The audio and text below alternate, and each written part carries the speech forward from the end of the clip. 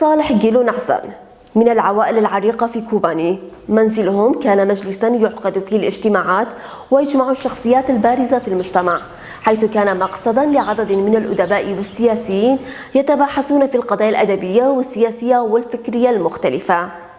صالح نعسان ذا بيان وفصاحة ودراية بالثقافة والعلم في كوباني، تمتع بسيرة حسنة وعقل راجح.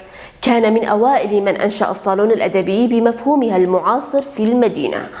إلنا كشباب أكراد طالعين جديد، يعني في نظرة خاصة كنا نشعر بهذه النظرة، فكنا نبحث عن التخلص، كيفية التخلص من هالنظرة الخاصة للأكراد.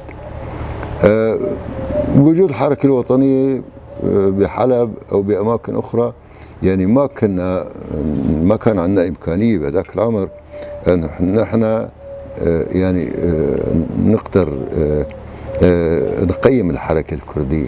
هل الحركة الكردية عندها إمكانيات أنه تخلصنا من هذا الوضع اللي نحن كأشخاص مغصب عنا عم نكون موجودين فيه أو لا؟ انخرط إلى الحركة الكردية في مقتبل عمره ونشر مقالات عدة وأبحاث، منها إشكاليات المجتمع المدني وأزمة الحركة الكردية، وكان ذا حضور طاغي ومهم في المدينة لتعوض غياب المؤسسات.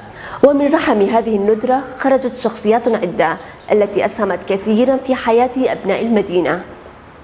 كانت الضرب على الإجرين فقط، بس بواسطة كبل بطارية تبع السيارات، لأن الكبل مرن. الخزران ما يعني بعد 4 ضربات 5 ضربات كان يتشقق، بس عملوا كبل البطارية. أكلنا خاطر شي 15 يوم، بعدين تركنا لمدة 52 يوم. أسسوا محكمة أمن الدولة العليا، أنا كنت أول زبون قدام محكمة أمن الدولة العليا بهذاك العمر. يعني آثر نعسان أن يكون عضوا فعالا في مجتمعه، فبعدما بذله من نشاط أدبي وثقافي وجد أن أفضل ما يقدمه لأبناء مدينته إغناء الحياة الفكرية فيها وإقامة المزيد من المحاضرات والندوات التي من شأنها تنوير عقول الأهالي وإصلاح الأفكار المغلوطة لديهم والمنتشرة في كافة المجالات دون استثناء. كما أن الفلسفة وظيفتها إثارة الإشكاليات والمنبع العلمي الذي تفرع منه علوم أخرى، يبقى صالح نعسان منبعا ثقافيا خرج أجيال وبقي أجيال أخرى مرتبطة به كقامة ثقافية كبيرة في كوباني.